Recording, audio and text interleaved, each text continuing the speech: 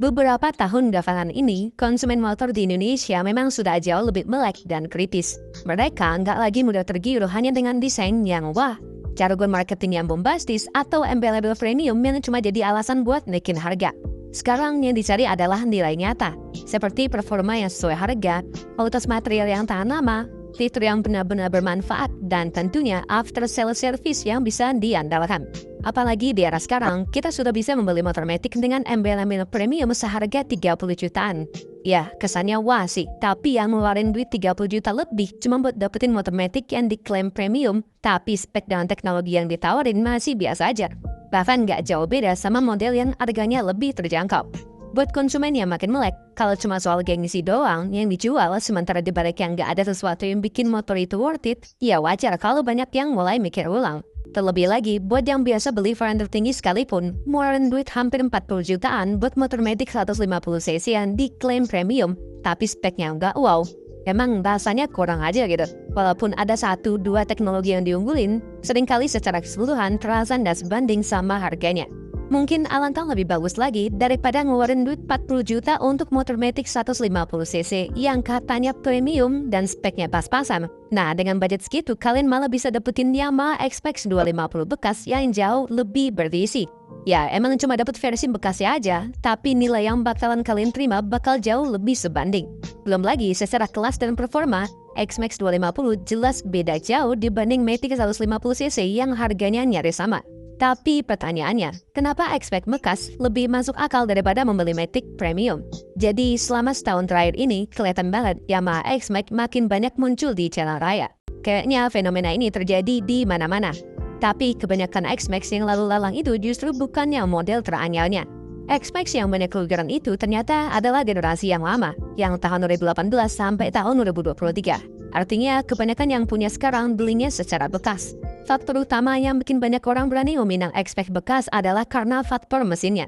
Yamaha X-Max dibekali mesin 250cc dengan bor dan stroke di 70x64,9 mm dengan konfigurasi mesin di overbore. Dari sini, motor ini bisa ngeluarin tenaga di 22,5 HP di 7.000 rpm dan torsi di 24,3 Nm di 5.500 rpm.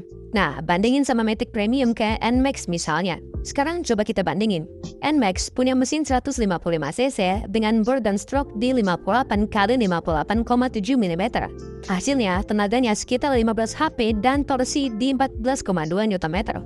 Lalu, di Honda PCX yang mesinnya berkapasitas 156,9cc dengan ukuran bor dan stroke di 60x55,5 mm. Dari spesifikasi itu, motor ini menghasilkan tenaga di 21,2 HP di 8.500 rpm dan torsi maksimal di 14,7 Nm di 6.500 rpm. Nah, soal performa, X-Max emang nggak perlu diragukan lagi. Kemudian, gimana dengan ukuran badannya? Nah, di sini juga X-Max menang telak dengan bodi yang lebih besar. Dari segi ukuran, X-Max itu punya panjang di 2180 mm, lebar di 775 mm, dan tinggi di 1465 mm. Nah, bandingin sama NMAX yang panjangnya itu cuma di 1935 mm, lebar di 740 mm, dan tinggi di 1200 mm. Sementara bodi PCX itu ukuran panjangnya di 1936 mm, lebar 742 mm, dan tingginya di 1123 mm. Tapi ya, nggak dilihat dari angka-angkanya juga udah kelihatan banget kalau X-Max jauh lebih gede dan berisi dibanding matic premium biasa. Nah, sekarang gimana soal tampilannya? Soal selera desain emang relatif sih. Tapi satu hal pasti yang bisa kita lihat adalah desain X-Max itu terlihat lebih gagah, premium dan berisi dibanding motor matic yang lebih kecil. Kayak ada orang maxinya yang nggak bisa nikmatin sama rival sekelasnya. Dari segi tampilan, Yamaha X-Max emang punya aura yang jauh lebih garang dan solid dibanding matic 150cc yang katanya premium itu dan harganya juga selangit. Udah desainnya tajam dari segala sudut, kayak dari depan yang agresif, bodi yang sporty, ekor yang rapi sampai fitur yang jauh lebih berkelas, bikin tampilannya konsisten premium beneran, bukan sekedar kelihatan mahal. Kalau mau bandingin fitur-fitur canggih kayak turbo atau hybrid deh, X-Max memang gak masuk di kategori itu, karena emang beda kelas dan konsep. Tapi kalau kita ngomongin nilai premium yang sebenarnya, X-Max itu ibarat paket komplit yang udah matang dan teruji. Justru disinilah poinnya. X-Max itu nggak cuma jualan gimmick. Memang, teknologi seperti turbo atau dry mode elektrik di motor memang sering diangkat sebagai terobosan. Tapi kalau dicermati, fungsi utama sebenarnya lebih ke pengaturan karakter berkendara atau driving mode. Sebenarnya fitur mode berkendara yang diklaim sebagai teknologi terbaru itu pada intinya adalah manipulasi ECU buat ngatur respon gas dan karakter mesin. Ya, mirip-mirip kayak overdrive atau sport mode di mobil. Ya, ini juga bukan berarti X-Max ya punya fitur ini. Karena faktanya, X-Max generasi 2022 sampai 2023 juga udah punya fitur serupa lewat Yamaha Y-Connect. Artinya, meskipun X-Max nggak pakai teknologi CVT elektrik atau turbo seperti yang diluncurkan Yamaha di akhir 2024, bukan berarti X-Max ketinggalan. Intinya justru di sini.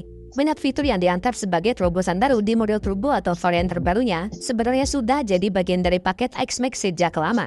Kayak kita bisa ambil contoh di fitur Traction Control System atau TCS yang di NMAX Turbo mungkin dipromosiin besar-besaran, tapi di X-Max generasi sebelumnya itu malah udah ada.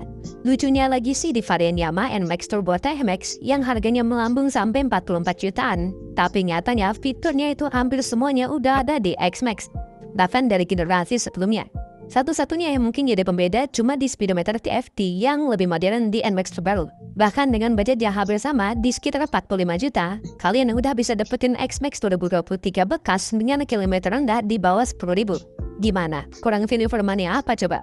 Tapi ya, kalau mikir secara rasional dan gak cuma terdulang sensasi buka plastik motor baru, X-Max 250 bekas jelas pilihan yang jauh lebih bernilai dibanding motor Matic 150cc premium yang overpriced. Ya, iya sih, mungkin gak ada tuh euforia bongkar bus dan aroma motor baru. Tapi yang kalian dapetin justru lebih daripada itu. Jadi antara sensasi sesaat versus kepuasan jangka panjang, X-Max bekas menang telak. Bahkan nih ya, sekalipun budget kalian itu cuma di 35 jutaan aja, yang kesannya cuma bisa kebeli NMAX Neo atau PCX tipe CBS.